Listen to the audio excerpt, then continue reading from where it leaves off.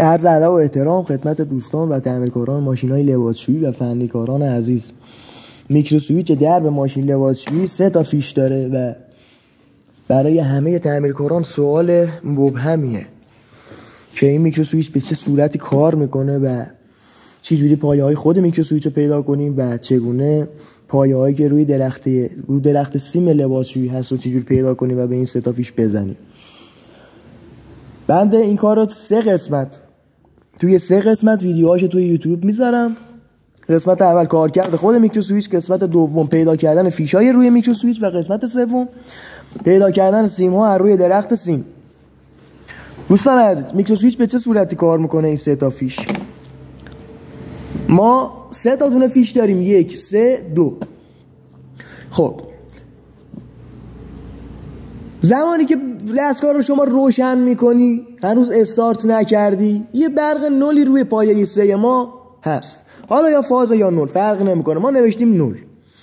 روی پایه 3 ما یه دونه نول هست. شما وقتی دستگاه رو برنامه بهش میدی و استارت میکنی دستگاه رو، یک فازی از سمت برد یا تایمر میاد برای پایه 3. اگر توی این قسمت ما سنگ آهن نداشته باشیم، برقمون فاز و نول به همدیگه اتصال کوتاه میشه و باعث میشه فیوز بپره. اما این سنگ آهن باعث میشه که فیوز نپره و یک مقاومت خیلی بالایی اینجا ایجاد کنه و این سنگ آهن داغ بکنه. این سنگ آهن وقتی داغ میکنه، یک تیکه فلز بی متال این قسمت ما از 3 به 2 داریم. به محض اینکه این سنگ آهن داغ کرد، فلز بی متال تغییر حالت میده و پایه 3 رو به 2 وصل میکنه. یعنی فازی که از سمت برد یا تایمر اومده دوباره از سمت 2 برمیگرده. همزمان هم با این که این فلز بی متال خم میشه، پایش میاد میچسبه روی 2، این قسمتی که شما روی میکروسویچ داری و ریلو داری، این قسمت مشکیه رو دیده باشین توی میکروسویچ که در قفل میکنه، اون قسمت مشکیه هم میزنه بیرون که شما نتونی در رو باز کنی. خب زمانی که دستگاه رو روشن میکنی، استارت نکردی هنوز، روشن که میکنی یه برق روی 3 هست.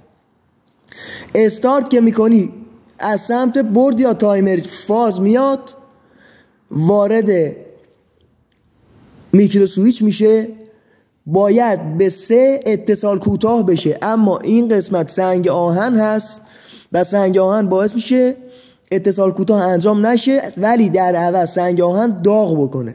سنگ آهن وقتی داغ میشه، یک فلز بی متال میاد قسمت پایه 2 و از پایه 2 فاز برگشتی ما میره سمت برد یا تایمر. اینطوری دستگاه میفهمه درب قفل شده.